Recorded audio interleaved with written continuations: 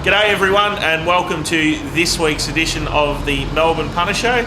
And as usual, I'm joined by a bloke who had a bigger Australia Day than Mitchell Pearce, Darren Potter. Potts, how are you, mate? Now, Juppy, I've been in hibernation this week, doing form and a few other things, so I have not a clue what Mitchell Pearce has done. I'm aware of he's got a bit of form. Has he lived up to his form, or has he gone to a new career best, has he? It's a combination, Potts. He's lived up to his career best performance and also mirrored similar to what Joel Monaghan did down there in Canberra. Oh, right. So he's had a lewd act with the dog. Oh. He's tried to kiss a woman who didn't want any of it and managed to piss on himself. So That's a fair treble. And yet you still, what was the plus and minus? It was plus about 30 odd units on Australia Day, wasn't it? Yeah, plus 30 Australia Day, plus, what did we do on Saturday? 40, was it? Yeah. I can't remember. He's on fire. Been going good. It was a mini valley last Saturday, wasn't it? Like, it all sort of blends into each other. Well, the other one, the big one on Saturday was Holler, wasn't it? Yeah, Holler, yeah. We're having a really good day, then we missed out in the last. That's what happened, wasn't it? So, yeah, it was a really good, solid day. We found winners all day. Holler was the big result. Happy days. Yeah. Was another one. We had the bad result at Flemington 2 weeks ago, so we ran second all day. So we've bounced back very strongly, and we're well in front for the month. So, well, it's always a good place to be, isn't it? To be well in front like that, and especially you know that you've got your eye in when you said take $7 Holler, and I think what was the best, like 460 something like that. I think they bet. Yeah, to be honest, it was better back than I anticipated. I thought he'd start about $5, and from the minute the clock ticked around to 9 o'clock on Saturday morning, he was immediately heavily supported, and he didn't budge all day, no matter how much money come for any other runner. So he was always going to run well. And something that we will mention that Ralphie tweeted out after our discussion, we did have the unders got on our side on Tuesday with Mighty Like, where you said take $19, but it was $28.90 best tote. So, but there are some stables where the unders god doesn't exist. Yep, we had a good chat about that in the Weir stable last week, and that's like there's some stables where you can take unders because you just know that they're sort of not betting stables. Yeah. And I think Mitchell Beer was on the radio this morning talking about it. They had a first starter that was $2.40 to $5. Yes. And you'd think by that it was completely unwanted. I didn't hear that interview. Was he talking about Almighty Girl? Yes. Yeah, I didn't hear that interview. I did look at that replay. I'm surprised that all started $5. Well, it just shows that there are still little ricks in the market, isn't there? Like the market's not 100% all the time. If you're repricing that race, was it at Cranbourne? It was like Cranbourne Morning. Yeah. Almighty Girl, you'd be repricing her about $1.20. She was far too good for that field. So she's sort of been $2.40 into about $1.60 rather than $2.40 out to $5. So it just shows that the market doesn't always get it right. That's where the little edge is. So, like, one of the features of Saturday's meeting, Juppy, I think, is the three horses that were, the subject of significant conversation in the last Punter show, being Star Stealer, Sabre Triumpho, who, if they hold their form, will get beat 10 lengths again. Yep. And Bullpit, who, if he holds his form, will finish in front of Pink Perfection. And if anyone wants to put up even money about Bullpit and Pink Perfection head to head, I'll be happy to back Pink Perfection. Well, I'll be second in the queue behind you because that shouldn't be. Now, Potts, we've had some very interesting weather down here in Melbourne the last few days. It's been a bit tropical. We're sitting outside at the minute and there's an easterly breeze blowing, which we don't get very often. It's an absolute pot luck at the minute, depending on where you are, how wet it could be or how dry it could be. The Weather Bureau is suggesting 90% chance of 10 to 20 today, 90% chance of 5 to 10 tomorrow, and 80% of 1 to 5 on Saturday. And the difficulty for the Bureau in making those predictions, if 1 kilometre that way's had 0, 1 kilometre that way's probably had 10. Yep. So it's real pot luck at the moment. And what we might finish up with is Moonee Valley might cop it and Flemington might cop none. Yep. Where to the point where one or either might have to irrigate, even though if you looked at that figures, you'd think we're dealing with soft, borderline heavy tracks if that plays up to what the Weather Bureau think. Yeah. Like, we could be dealing with that, but who knows? Like, we saw that, if you saw the news services last night with Geelong, where they had 42 mils in an hour and a half, and Avalon had 70. Well, that's a month's rain in an hour and a half. There was all sorts of things getting drowned there at Geelong. Like, it was cars over there. It was just flash flooding and real. So I think Flemington, even if it did cop one of the heavy showers of 20 mils tomorrow, it'd still be in the dead range. I would think Saturday. It's only you need race day rain at Flemington to get significantly rain affected.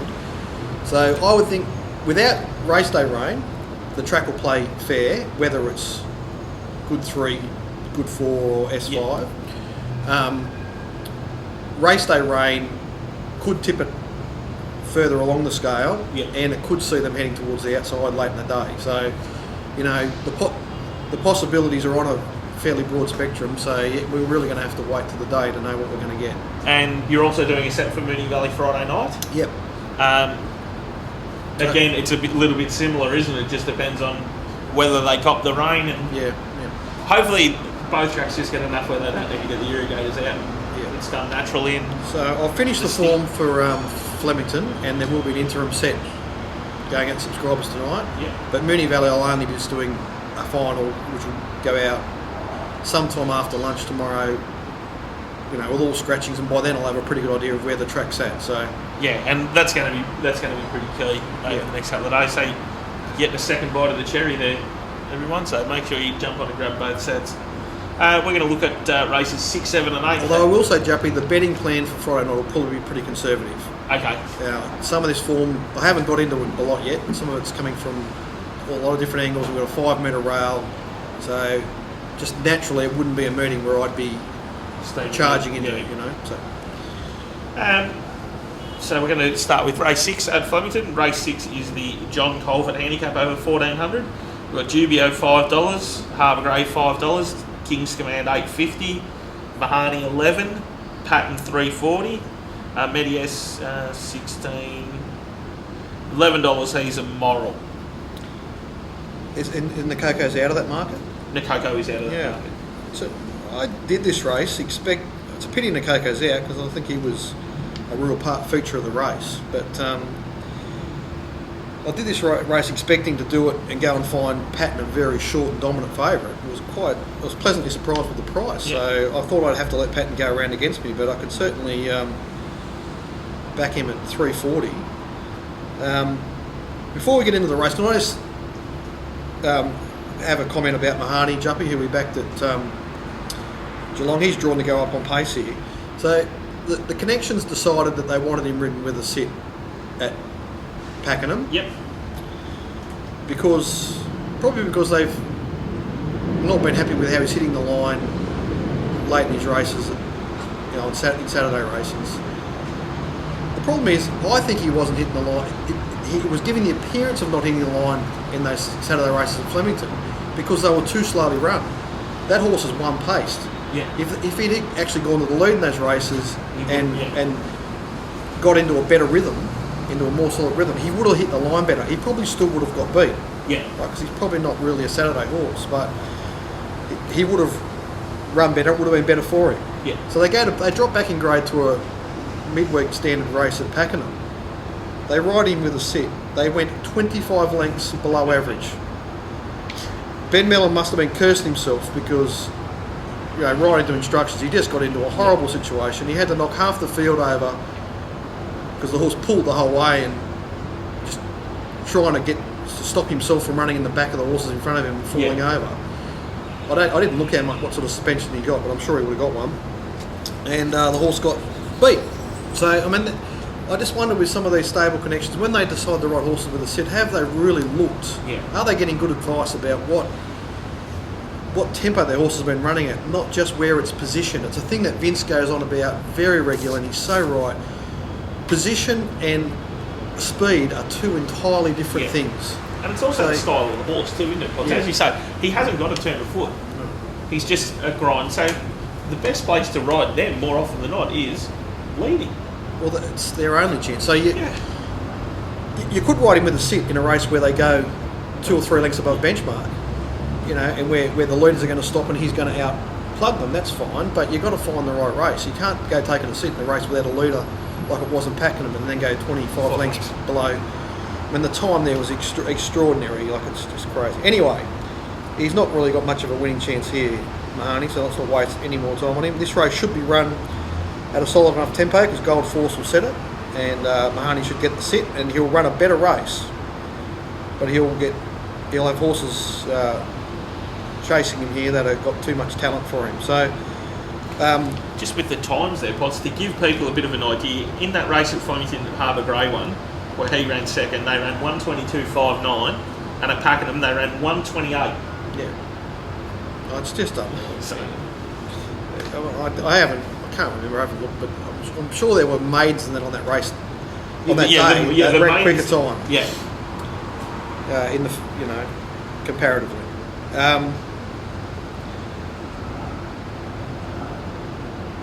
You don't really want to find Michelle Payne on dominant favourites, but I'm surprised Patton's not as dominant a favourite as I expected. But she's drawn an ideal gate. She'll just sit in the right spot about 3 to 4 lengths off the lead. One thing one of her qualities is she's not scared to get out of her pocket. Yeah. She does not like the boys trying to intimidate her. She gives them the old... Yeah, she'll move aside if they need to. So, I think there's everything looks in order here for Patton, and he is a clear top pick. And I think the other thing with him, Potts, is as we discussed last time, like I think all of us that was Ralph, Dan, and we've all got a pretty decent opinion of this horse. We think he could be a star, and I'm tipping there's a queue of jockeys trying to get on this horse. Yeah. So Michelle would want to be doing everything to the letter for Mr. Williams to make sure that she retains the ride. Absolutely. So and you're right. I'm surprised at this price too. Yeah. It seems big to me. The only real danger I can see here is Dubio, but geez, we don't talk much about handicapping on this show, Juppy, because it's not really an angle that we work on a lot. But if this was a weight for age race, Patton would only have to give Dubio 3 kilos. Yeah. And here he is giving him 5.5. Was it 5.5 or something? Dubio's got 59.5, and he's on the minimum 54. Patton. So it's 5.5 kilos. Yeah. And Dubio's more exposed than Patton is, you know what I mean? So if you're actually handicapping them on potential, you probably wouldn't have them far off level weights, you know what I mean? So I just think it's a fairly stiff task for Dubio, given that he's going to be behind Patton in the run. So Dubio's a horse with genuine talent, as we saw second up at Flemington. When things fall into place for him, he's probably better with Sting out of the ground, and may get that. Yeah, he may get that. So he's definitely in the race, but I just think the rock solid bet to have here is just to back Patton. I don't think I've got much else to say about the race, really. I don't think there's anything else. That's it. Well, it's just sort of onwards and upwards towards the Australian Guineas for Patton. Then he has to keep improving. He's got, but he does seem like a very progressive horse. Yeah, absolutely. Bit of the old usual suspects view with race 7 here. It's the listed Kensington Stakes over 1,000 metres. The quarterback $6, Iconic 8, Barb 15, Hard Stride 18, Wild Rowing 4, Yesterday Song 7, The Monstar 16, Headwater 7, Straturbo 26, Bullpit 11, Pink Perfection 850. Bullpit's a longer price than Pink Perfection. Who knew? There probably should be more between them. Pink Perfection probably should be shorter, and Bullpit probably should be longer, because it does seem he's not going to. He won't do that again. I mean, everyone that the critics that I've got, if Bullpit comes out and repeats his rating again and runs really well in this race or wins it, I'm more than welcome to give it to me. But I would doubt very much whether Bullpit goes anywhere within 3 lengths of the rating he produced here 2 weeks ago. So if that is the case and Bullpit does win, just tweet in either myself or the show with #NarkCentral. No worries. So I'm a narc as well, so that's all right. But I'll be with you, Potts. If he's winning, I probably won't be. because he won't be. He's not going to be $19 again like he was last week, the week before. Well, if he is, he won't be winning. Yes. So him, Pink Perfection, Hard Strider, the on paces, Wild Rain, Headwater just in behind him.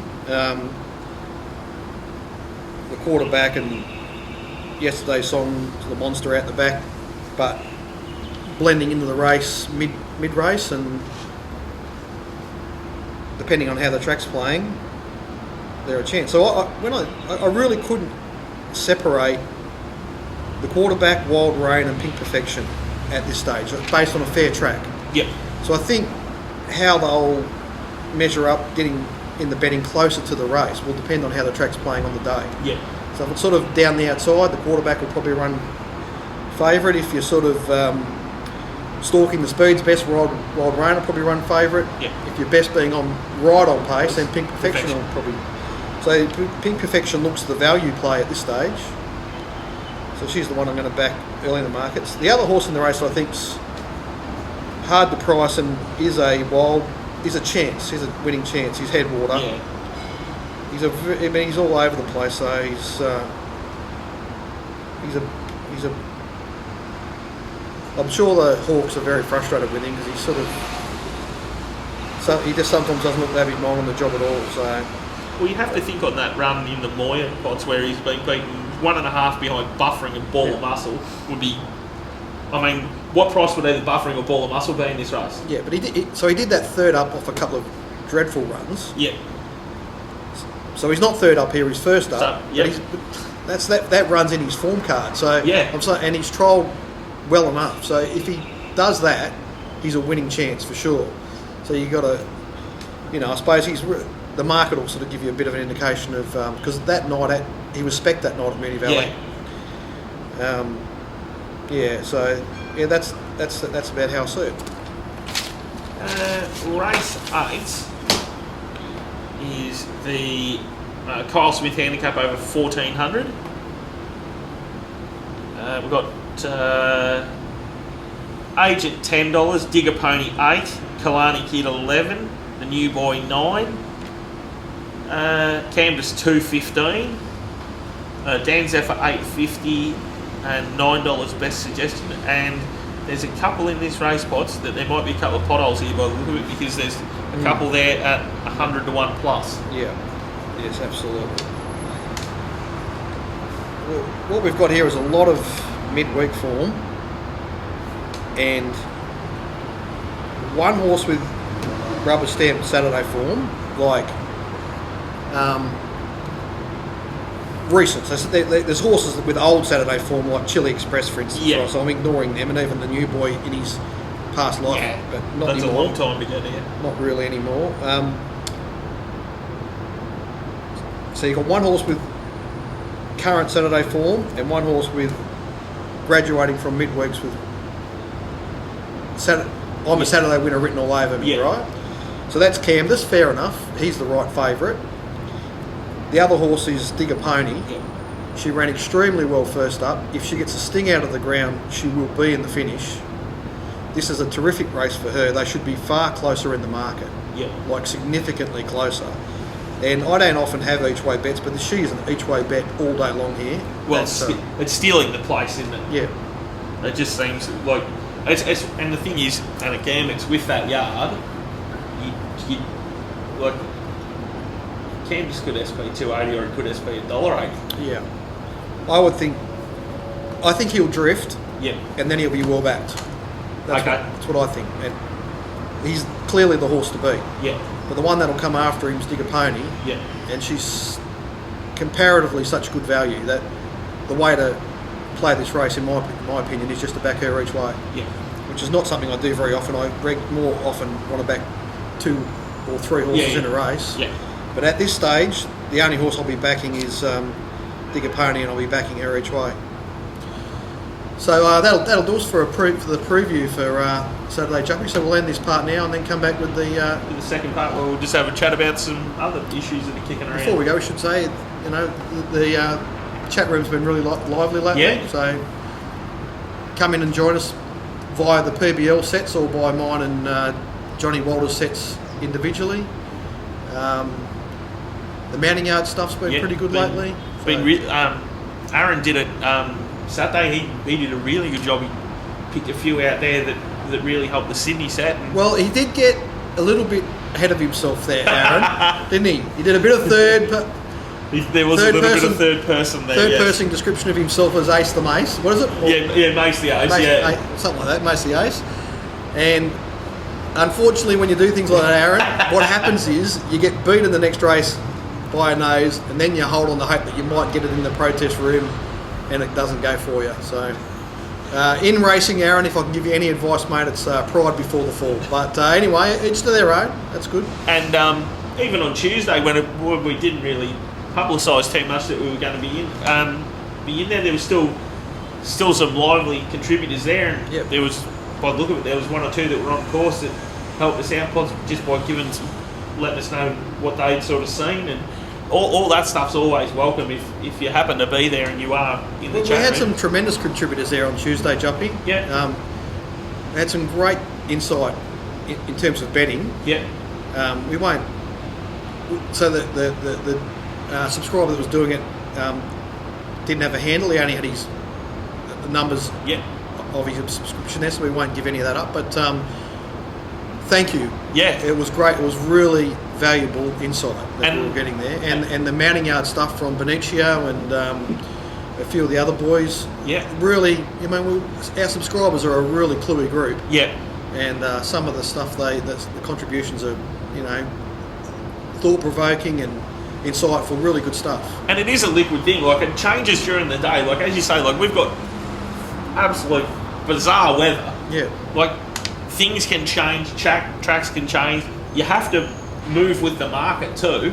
Yeah. Because sometimes the market signals are just telling you that this thing's off, and then often it can be then backed up by what comes back from the yard. We had one of our other regular subscribers, Hilly, saying to me, Potts, what about all I survey here? Yep. You've marked it $10, it's $16, and I'm going, the last one was so bad I can't. Yeah. But, he was sort of saying, like there's betting value there. Overlay, yeah. Next thing you know, it's $16 into $8, and it, of course it wins.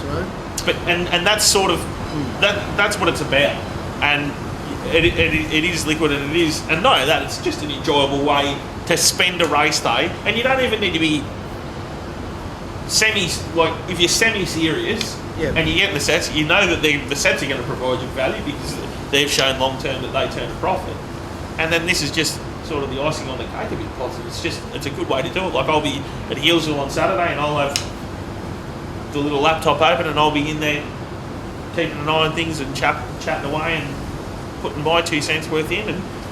And another subscriber that I